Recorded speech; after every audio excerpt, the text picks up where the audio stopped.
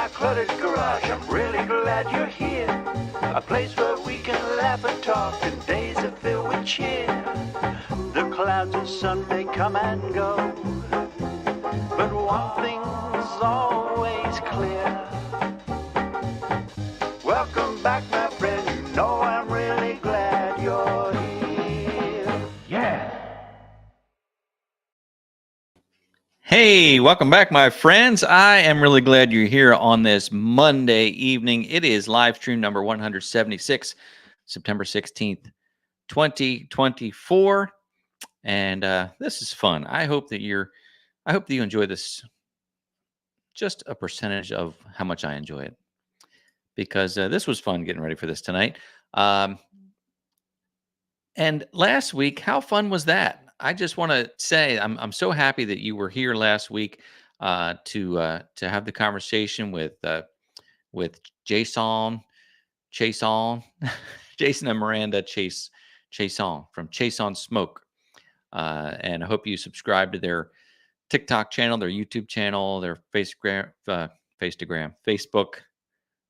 account. They're everywhere. Anyway, pretty fun. So thanks for being here last week. Thanks for being here this week. And welcome to all our weekly viewers. I see it looks like Brutal Bob was the first one here tonight. Congratulations, Brutal Bob. I have a little splinter right in the tip of my finger that I got today when I was stacking that firewood, which we're going to talk about some firewood today. I thought that'd be a good subject to touch on because the air is cooling off a bit. And I should have been chopping firewood or cutting firewood a lot more way back, but summer was hot, didn't do it. I have some stockpile that I cut last year, so we should be good for getting the season started out with some seasoned wood. I see that Chris in the Watershed Overlook went to get dinner, but he'll be back. Bob Pers, RCAF Polar Express. Good to see you, my friend. And Chris made it back just in time with pizza, with a personal pizza, I guess. Mark, I guess, is not here. Going to be late. We'll see how Mark's doing when he pops in a little bit later on. Our friend Ross, Kevin, and B Hall. There's our friend John Ritter, 80 in central Minnesota. Yeah, it was nice today, but just cool enough, or just nice enough.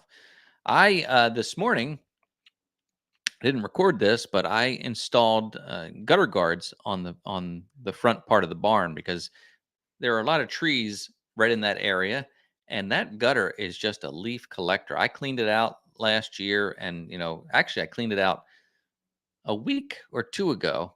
And when I went up there today to put the gutter guards on, the gutters were full of leaves, and we haven't hardly started dropping leaves yet.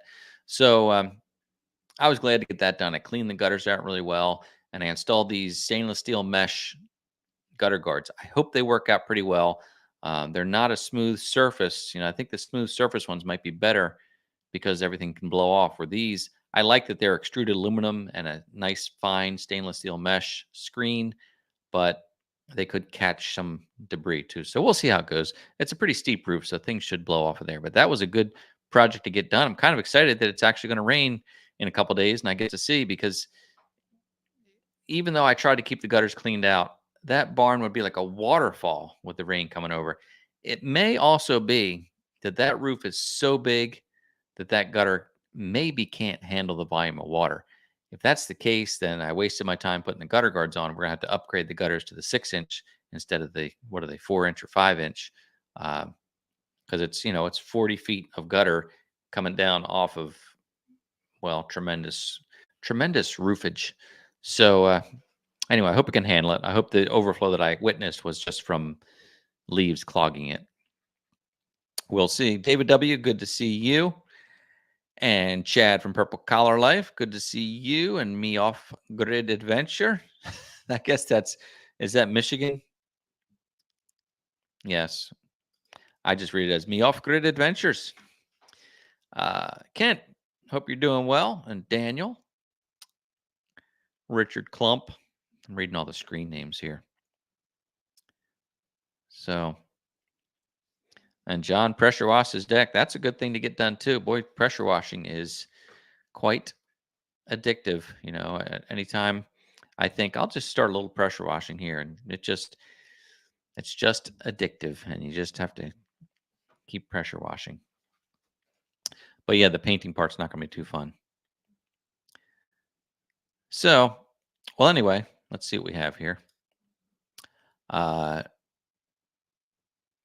Yeah, well, I started off without really going through my announcements that I normally do. And if it is your first time here, please say hi in the live chat. What we talk about here are tractors and outdoor projects, a little bit of gardening, whatever.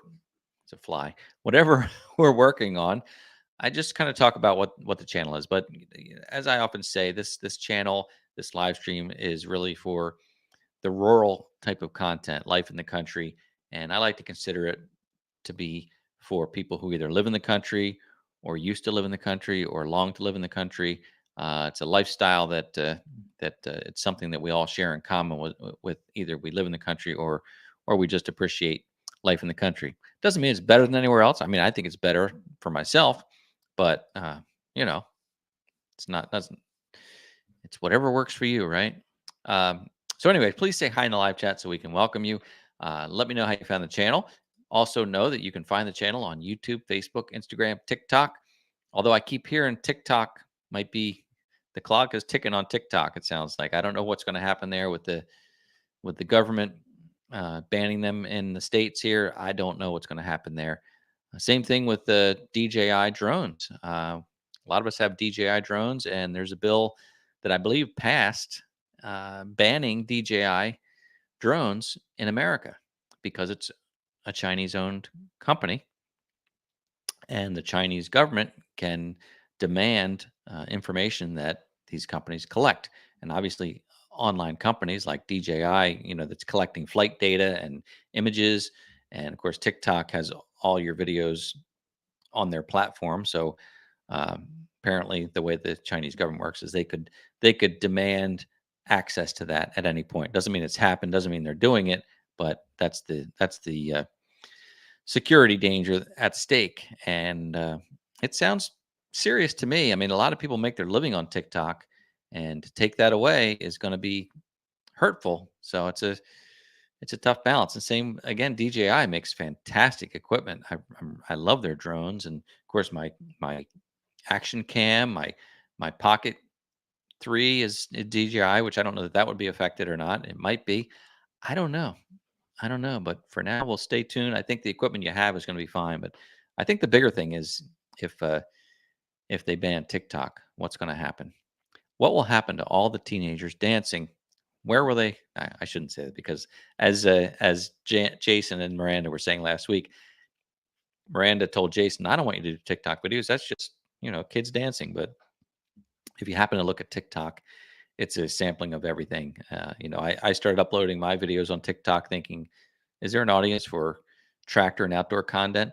Well, there is. There actually is. So, anyway, also know that we do this every week, Monday, Eastern Time, 7 p.m. to 8 p.m. And I'm here pretty much every Monday. We skipped a few toward the end of summer just because things were busy, but we're back now. And I do want to tell you this. I have a couple guests lined up, and I'm excited about this. And I should have a little graphic made, but I didn't because I just fell short there, I guess. Um, my next guest that I have scheduled is September 30th, and that is Austin Roberts, and he is one of the co-founders of the Log Ox forestry tool. You've seen me use that on the videos quite a bit. I've mentioned it in the videos, and I've mentioned that if you do buy a Log Ox, you can get, I think, $10 off a $50 purchase by using code MCG. I'm not here to promote their equipment per se, but I do think it's a good quality piece of equipment, and it's American made, and it's a nice small company. So we're going to talk to Austin Roberts about Log Ox, and basically, as we do, what prompted the company to get started, and also what's coming in the future, because there's some pretty exciting things coming from Logox in the near future. So that's going to be September 30th. So I do hope you'll mark your calendar for that. If you're one of those people who marks calendars, um, mark your calendar for September 30th. And then my next guest after that is, well, okay, I'm looking into November now. Remember Lee Cloncher? We had him on last year. He wrote. He's uh, an author and a photographer, and he has written several books about motorcycles, a lot about tractors, and he has a new book coming out called, I think it's called Snoopy and the Spy, and it's about the competition between International Harvester and John Deere, these two tractor companies. And apparently there was some drama there. And my hand gestures just setting off all these things. I'm sorry about that. I don't know what's going on, but anyway, there was some drama uh, between International Harvester and John Deere. And Lee's going to talk about this new book that's coming out. We're going to have him on here November 4th. So you'll want to be sure to join. Well, then too. It was great talking to Lee last time we had him. So I'm excited that he reached out and that he'd like to be a guest and talk about this new book that's coming out. So good times there.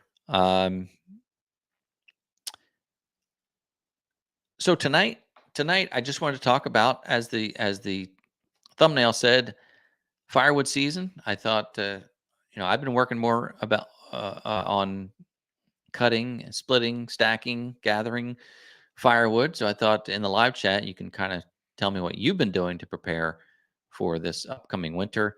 A lot of you are very good at being prepared. And those of you who have been processing firewood for a long time, you may be a year or two ahead, because some of this wood takes a year or two to season properly.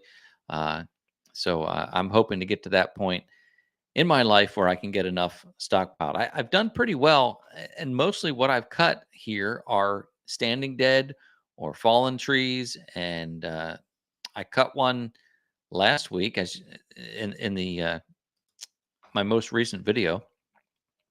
I went out in the woods with the tractor and the big tool rack and an IBC tote and the log splitter. I split everything back in the woods, and that was a tree that had fallen. It was already dead and getting ready to fall. I was going to cut it down, but it fell on its own. And I cut that tree up, oak tree, split it up, and I checked the moisture content, and it's about ready to burn. So it kind of seasoned standing there. So again, here's to you, Mother Nature. Mother Nature took the tree down and dried it for me, but that was good. So I should be good. I've also got this stack of firewood that I stacked today. I'll show you that.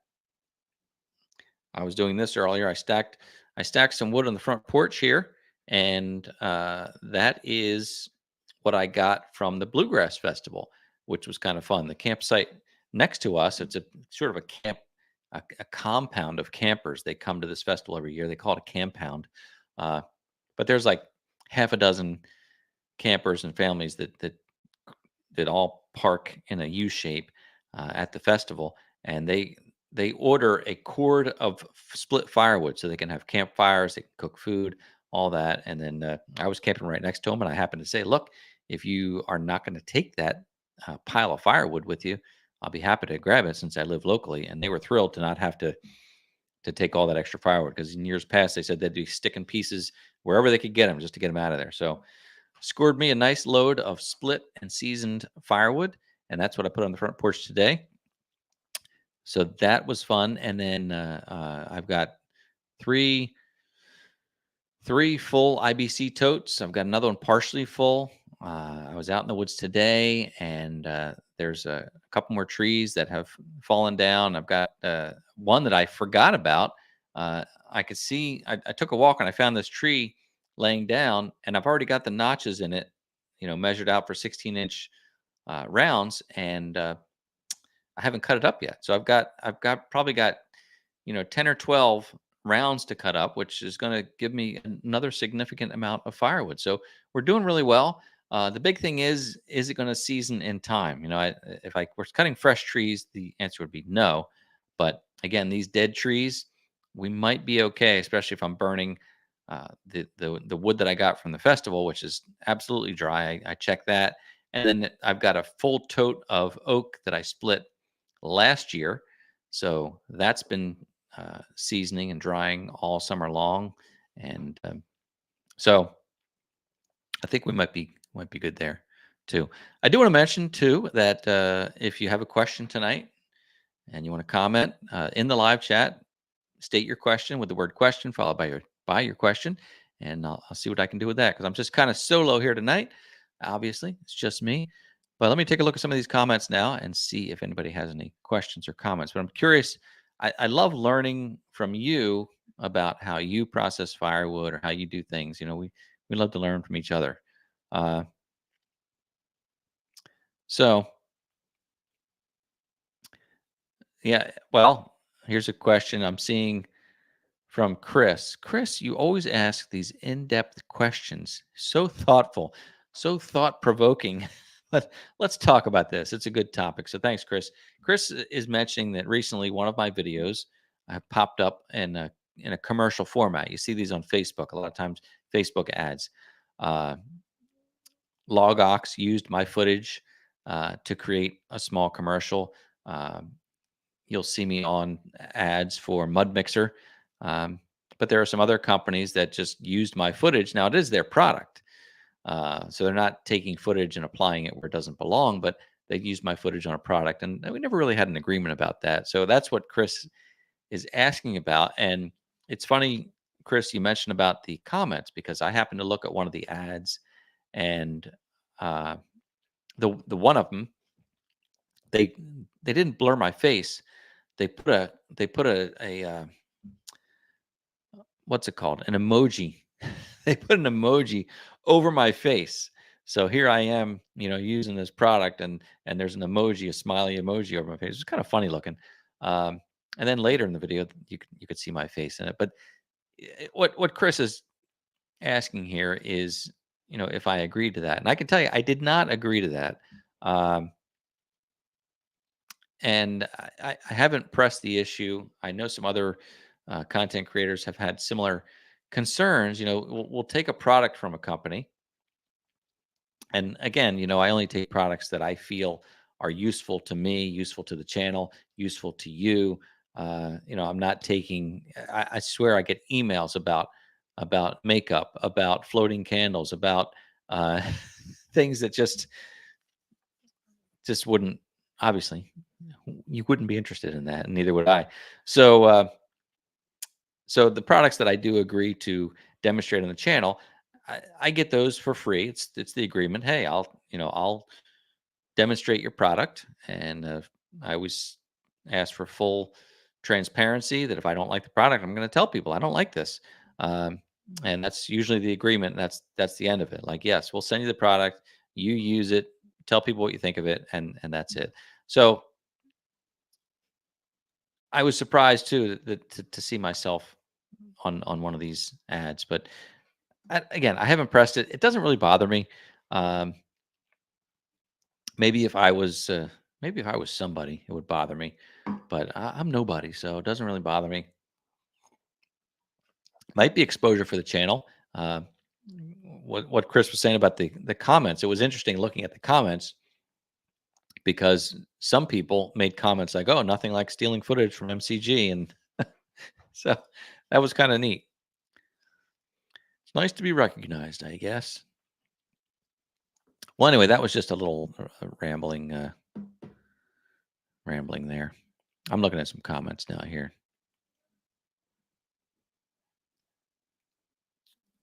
and a lot of back and forth. Oh, and now tell me again, is that Michigan? Is that what it is? But thanks for being here. Do you know who Gary Goldman is? Gary Goldman is a comedian, and he did this bit years ago. I think it was the Tonight Show, and he told this story about uh, when it was decided to shorten the state abbreviations to just 2 letters. Like Florida used to be FLA, and Michigan, I guess, was MICH, and then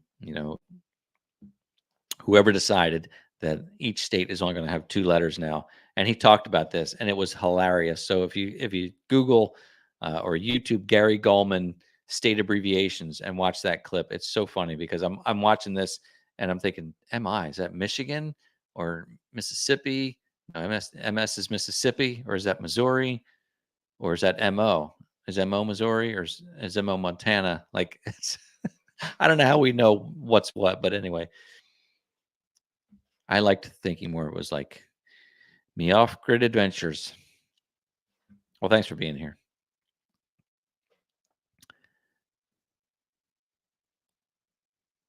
Here's a serious question about equipment. I appreciate this. Richard Klump question. I've been trying with the idea of a Woodland Mills chipper. If you were to do it all again, would you buy that brand? Yes, I am very happy with the Woodland Mills wood chipper. The problem is I have not used another chipper to compare it with. So I don't know. I can't say. I think does Woodmax make one? Um, what I don't like about the Woodland Mills wood chipper, this is the biggest issue that I have had with it. Now I'm running the WC 68, which is really made for a bigger tractor. They have a 20 horsepower recommended minimum PTO horsepower. My tractor puts out 19 at the PTO, so I'm just under. And Woodland Mills themselves even said just run smaller branches through them, which makes sense. So it works fine. I can run up to like a 3-inch branch. I can slow down the feed rate.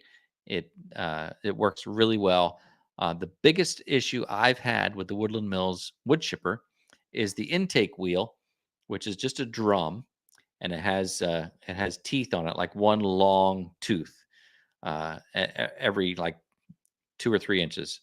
And so this drum, as you push the log in, the branch in, the drum is spinning, and one of these teeth catch on the edge of the limb and supposedly suck it in. And most of the time, that works just fine.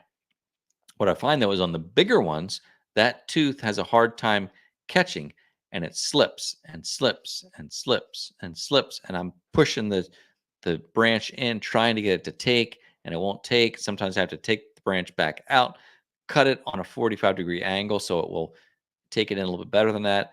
I think there's a better way, and I think they could come up with a better intake drum for that. I was thinking about if instead of one long tooth across the drum, if they had multiple teeth and if they were staggered, so as it came down, it would be, one tooth here, one tooth there, one tooth everywhere.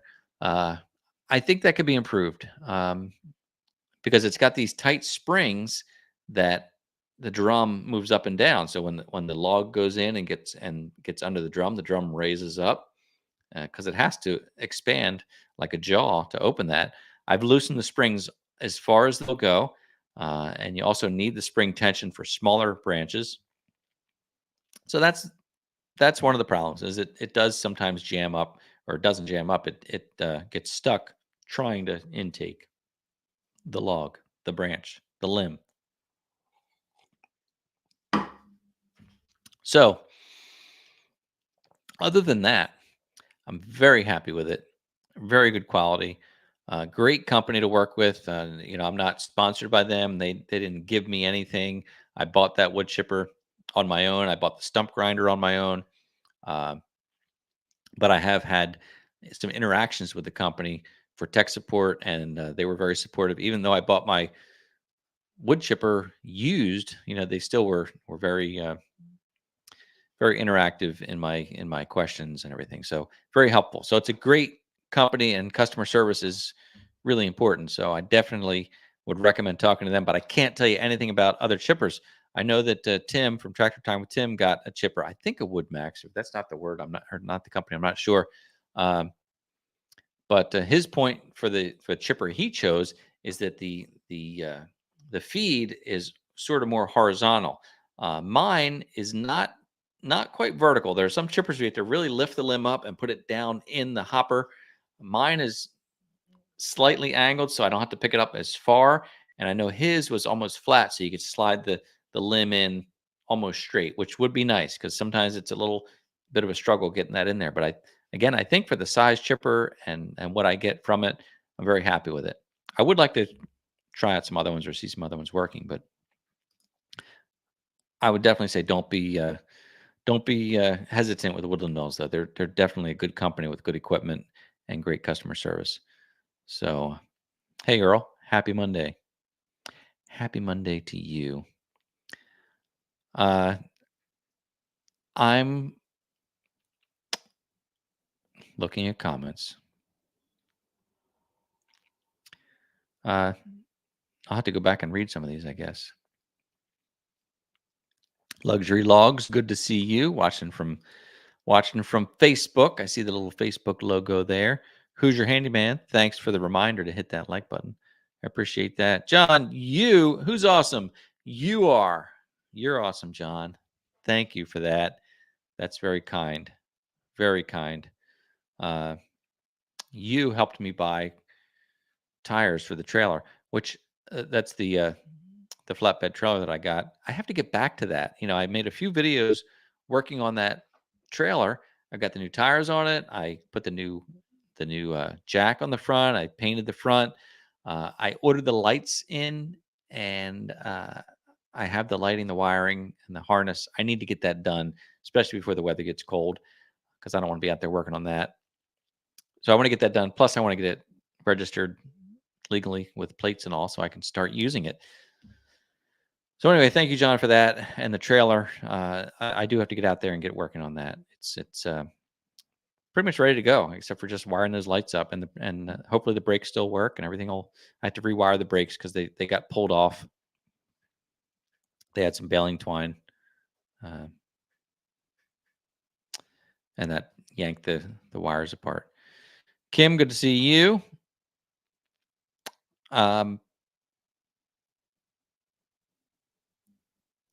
So, all right. Yes, good point. Back to the chippers. The hydraulic feed on the chippers take the limbs better for sure. So the Woodland Mills does have an intake drum. It works. It's a hydraulic motor. So it hooks to your PTO. There's a belt drive that runs a hydraulic pump. That hydraulic pump controls the intake wheel. So I guess, I know there are some chippers that are just gravity fed, or I don't know how they take the limbs in, but mine does have that intake wheel that spins. I can't imagine not having that. So you need to make sure you have, I think, an intake wheel, unless you're getting something small,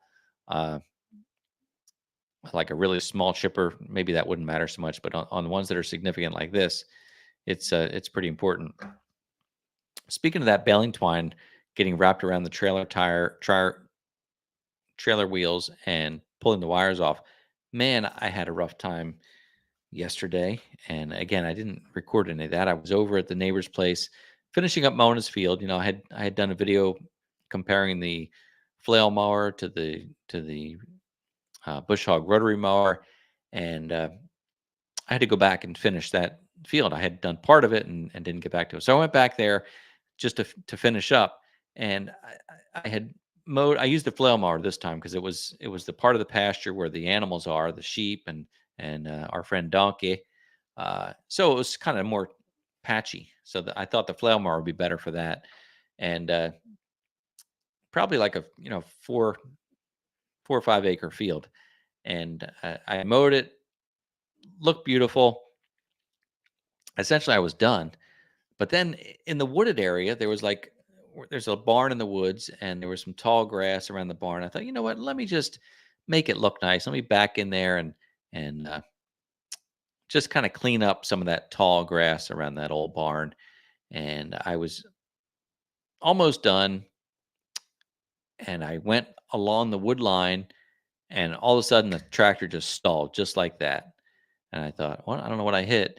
And then I lifted up the flail mower. There was an old the farm has new fencing, but there was an old barbed wire fence in the grass. The posts had fallen over the years, and it wasn't barbed wire that was so old that it was brittle. It was the barbed wire that's high tensile wire, galvanized. Anyway, I wrapped that barbed wire around the drum. I don't know how many times, and I couldn't pull it off. So I brought the flail mower home and actually flipped it over with the tractor, turned it upside down. I was trying to pull the pieces of wire out that were like stuck on the edge. They weren't in the bearing yet, but um, could not get it to budge. Ended up getting my grinder with a cutoff wheel and just slipping the cutoff wheel in to just cut pieces of barbed wire, and finally got it out. But it was just hours and hours of unnecessary work. Uh, but I also learned a little bit more about how the flail mower works. I took the cover off the shield, that it's belt drive. It's PTO that runs 3 belts. The belts are so brittle; they were like pieces of belt in the shield. So I just ordered some new belts today, and they should be in. I think it's going to take a week or so.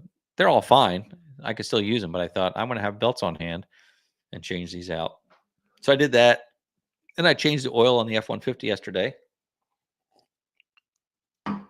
because I noticed it was down to like, they have a percentage, like your oil percentage, not the fullness, but the oil life, and it was down to like 5%. So I thought, all right, oil change is coming up soon, and I had parked it on a concrete pad, and when I moved it, I noticed there were some spots on the ground. So that thing's been leaking oil.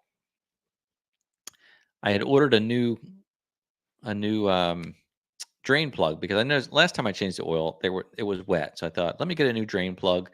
Has a rubber gasket on it. So I changed that. So hopefully that was it. But now that I changed the oil, I'm gonna run a little bit, and then I'm gonna park it on that pad again and keep an eye, because that thing should still be under warranty. But the 5.0 F-150s have an oil consumption issue. I've read about that, and suppose it was fixed, but mine's a 2021. Maybe it wasn't fixed. I don't know, but I can tell you it takes 7.7 quarts of oil, and uh, when I drained the oil, I was able to pour everything that came out into the 5-quart container and didn't even fill it up. So it was probably almost 3 quarts low. Um, which I don't think is a big deal, because as long as you're sucking oil and lubricating, that's okay. But it was low, and it may have that oil consumption issue. I had read on the forums that Ford's solution to the oil consumption issue was to provide longer dipsticks. So I don't know if that's true or not, but not low on oil anymore. Not with this longer dipstick. We'll see, but it runs fine. It's all good. It's all good. David, question about my tiller. My tiller is a forward rotation tiller, and that was a dilemma of mine. In fact, if you look back on my channel and you sort my videos oldest to newest, my very first video is about my Land Pride rototiller. That was my very first video in March of 2020, so 4+ years ago. And I remember that was what I bought with the tractor. I bought the tractor, and then since I was buying it on credit, I bought some attachments with it. So I bought the tractor, the box blade, finish mower, and the grapple. I think those were all the attachments I bought with it, and the rototiller. And the rototiller, I didn't really think about it. The salesman recommended this tiller for it, 5-foot wide tiller, forward rotation. And then I got home and I started watching videos about tillers. I'm like, oh, should I have gone with reverse rotation? Is forward rotation going to be okay? And the dealer said to me, the forward rotation works well. You just have to maybe hit it a couple times, where reverse rotation, you may only have to hit it once. But also the forward rotation doesn't work against the tractor as much. If you're using reverse rotation, then it's pulling the tractor back when you're trying to go forward. So his recommendation was forward rotation. and it turns out that it's fine. I love my tiller. It's such a heavy piece of equipment that it doesn't matter if it's forward or reverse because it hits the ground and it digs in. I do hit it several times, but I like to do that anyway because I like to break up the soil. And sometimes I'll hit it and then let it sit for a day or two and then hit it again because it can dry out. The clods can dry out and break them up some more. So but here's the point. My suggestion to folks with forward rotation versus reverse rotation is that if you live in a rocky area, then my recommendation is to get the forward rotation tiller, because if reverse rotation and you hit rocks, it can pick those rocks up and it can, either break something or get jammed in the tiller.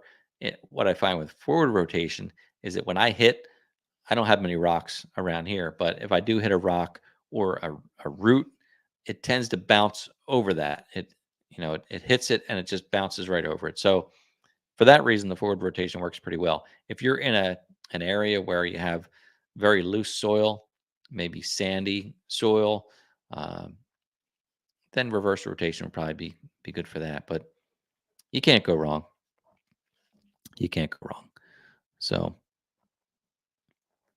uh, let's see. Oh, Off-Grid Adventures. Thank you for that. I talked about Rachel a few videos ago or a few live streams ago, and she's doing well. They're still they're done with treatments, and she's still working on physical therapy, speech therapy.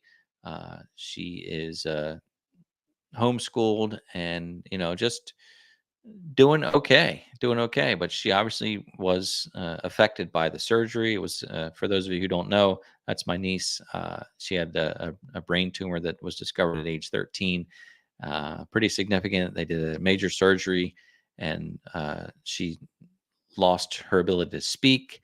She lost her mobility, and that's what they've been working on, building that back, which she's doing really well. She's getting that mobility back. Her speech is improving, but still a long way to go. But cancer wise, everything's looking good. So thank you for all of you who have offered up thoughts and prayers and uh, uh, contributed to the GoFundMe. So everything is okay. So thank you for that. Really appreciate it.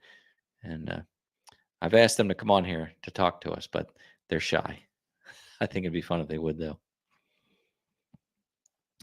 So yeah. By the way, I didn't mention, again, if you're new to the channel, I do a sticker giveaway every week. We're going to do this shortly. Sticker giveaway, and good news, I'm designing some new stickers, and so I'll have those in a couple weeks, and I'll give away old stickers and new stickers. But I'm trying to come up with some kind of fun sticker ideas. So when I get these done, well, I'll look for your feedback to tell me what you think about that. I'm also going to bring some. This is kind of an announcement.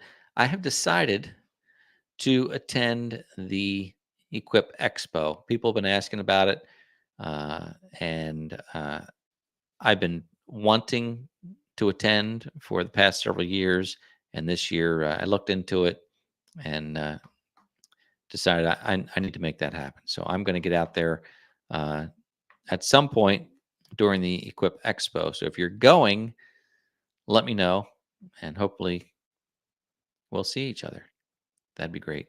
And I have to thank longtime viewers Ed and Colleen Joyce, such good folks. They've sent me pictures from around across the country. They've bought shirts from my website shopmcg.com, and they have taken pictures wearing shirts at motorcycle rallies and different places.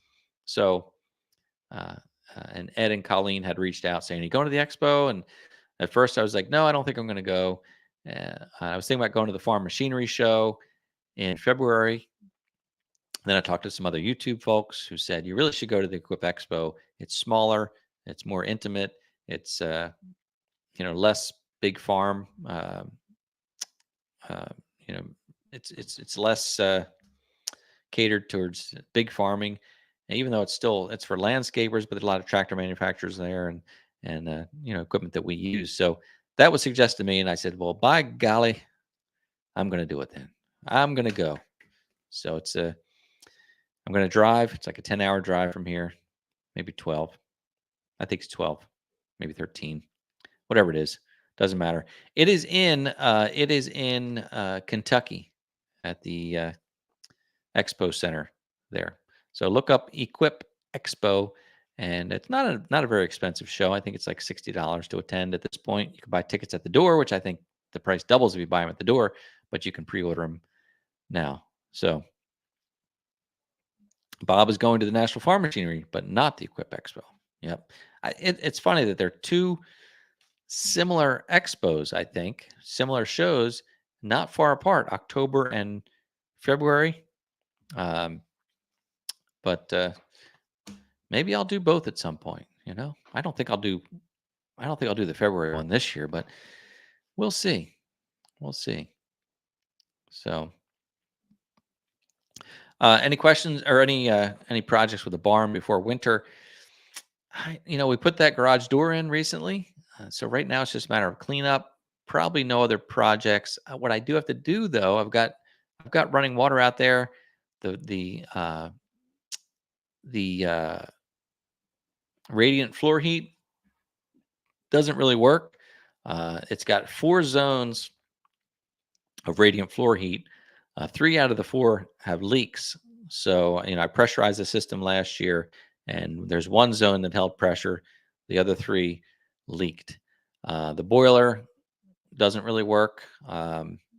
That needs to be looked at. It doesn't have it needs a big propane tank. I tried running it from a bottle, 20-pound bottle, and it would start, but it wouldn't run. I don't know if it should run for that or if it needs a bigger tank, but I don't want to get a bigger tank to find out that the boiler doesn't work or needs work. So I don't know. The problem is I need to provide some heat just around where the water lines are, even if I have to wrap heat tape around the water line. But then I had to probably blow out the radiant floor heat, because if that freezes there, that could cause more problems. So I don't know, but nothing really planned too much there. John, I'll see you there at the Equip Expo. Count on it, my friend.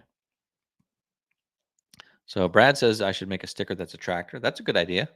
I appreciate that. Yeah, I'm trying to think of some different ideas. That's a good one though. There you go. Yeah, Louisville, Kentucky. I don't think I mentioned Louisville. It's the Louisville Exposition Center.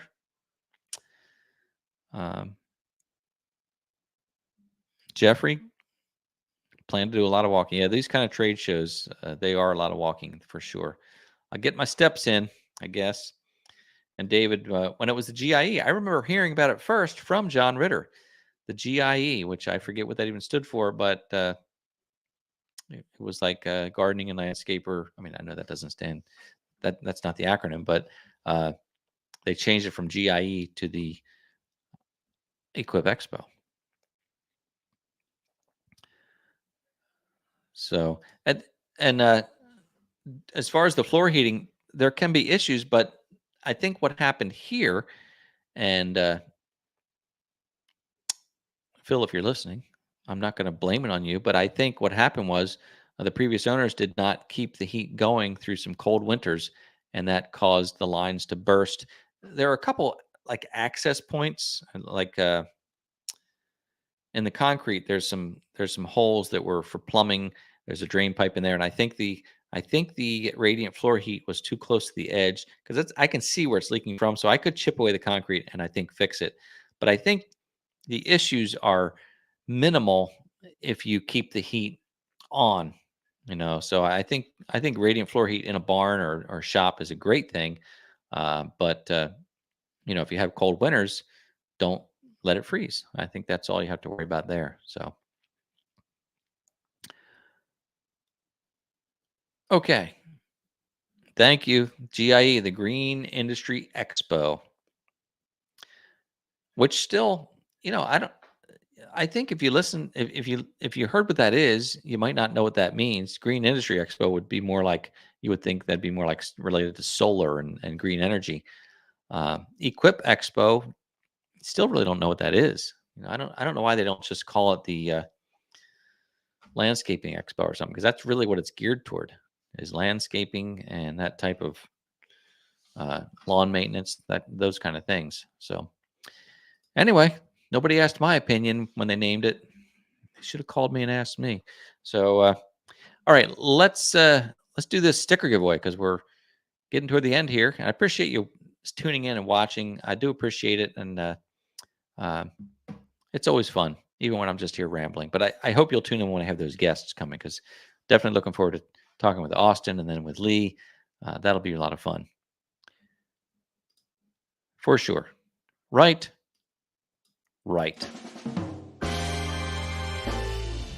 Okay, well, it's time for the sticker giveaway. If you're new to the channel, the way we do this is I'm going to show a word or a phrase on the screen, and you're going to type that word or phrase in the live chat on Facebook or YouTube, and then we'll have a random drawing. If you are watching from Instagram, I'm sorry, but it won't work from Instagram. It's YouTube or Facebook only. I forgot to mention that I was streaming to Instagram tonight as well. I've been doing that for a couple times.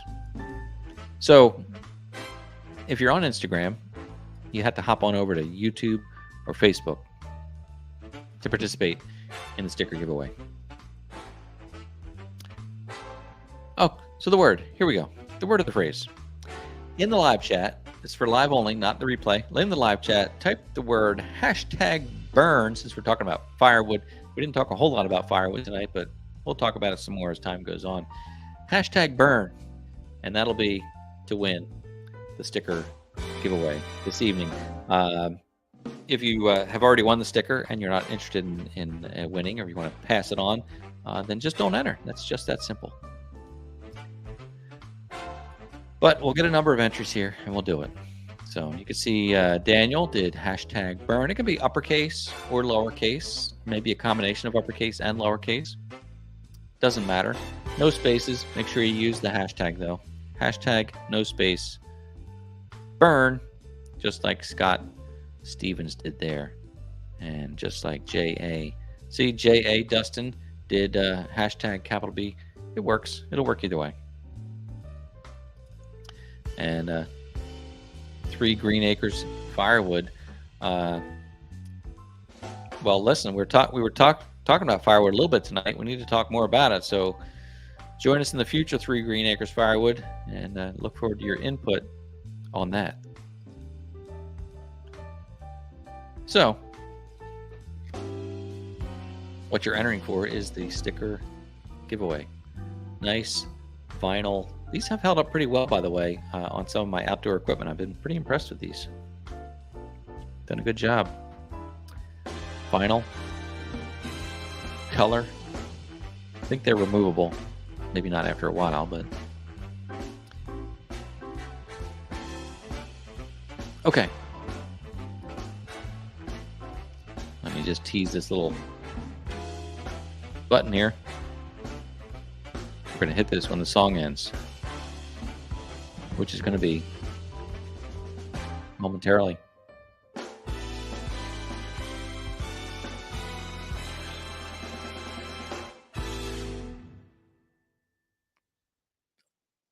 Ronnie Ragler.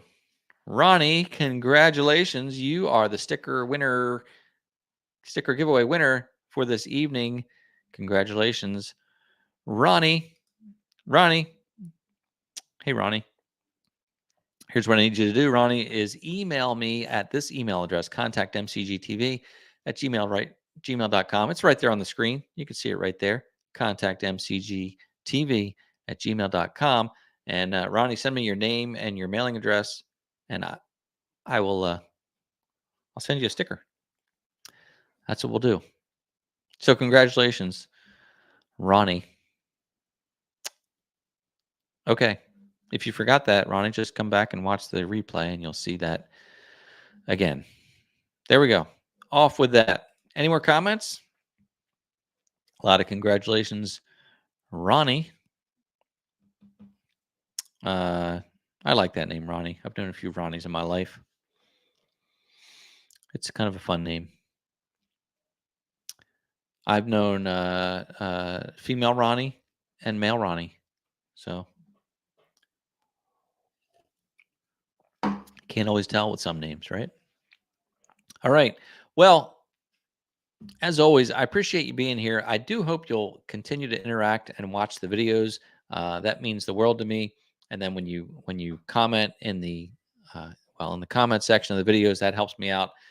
Just knowing what you think about the videos. And again, any questions you have about things you've seen on the channel that you want me to talk about more. In the last video, I talked about the critical triangle. That was a phrase that I used in a couple of videos, and somebody wrote and said, "Can you talk more about that critical triangle?"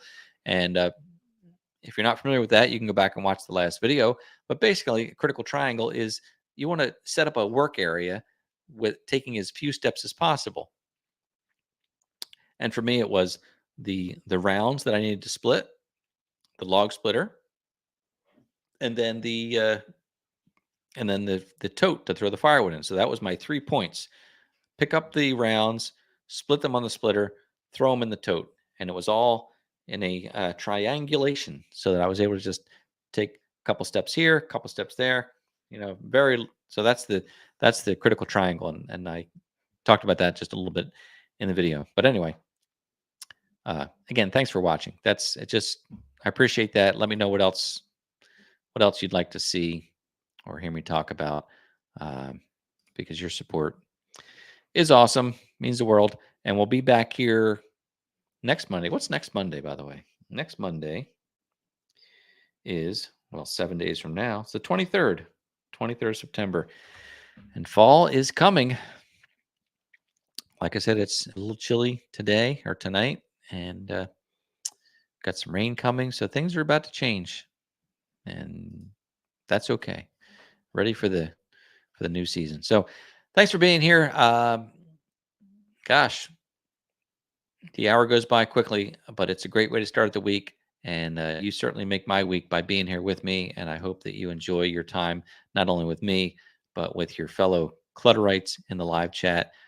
You folks are just pretty special, and I do appreciate it. So thanks again. Have a great week. And as always, I look forward to seeing you next time.